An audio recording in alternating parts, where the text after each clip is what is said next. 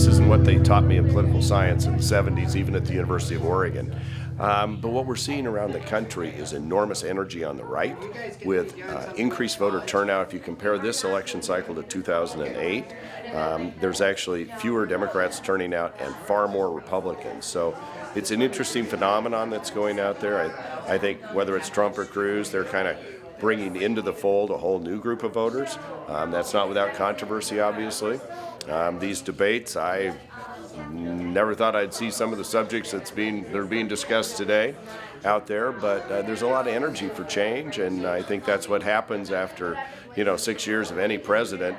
Americans kind of go, we're done with it. They don't care whether it's Republican or Democrat. We saw it after George Bush. I think we're seeing it after Barack Obama. And this is all part of that frustration with government, what's happening in people's individual lives, the anger toward Washington, and it's just playing out across the country. No, because I think you see it with Bernie Sanders as well as Donald Trump. I kind of look at it like they're different sides of a barbell, both representing people that are really dissatisfied with what's going on and upset with their government and want change. And I think you see that playing out. It's a lot of energy, and there's a big focus on it. But it's what I've felt going around our district for a long time. We see it with some of the fights over land use and federal forest policy and just people's lives, and a frustration, especially in the rural areas outside of a Bend or a Medford, let's say, where they've never been on the economic uptick.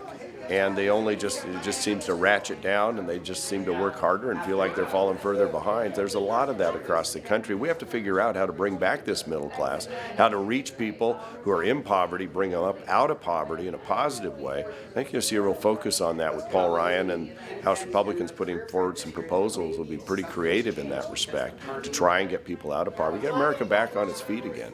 So if Donald Trump is the nominee, is that somebody you can support?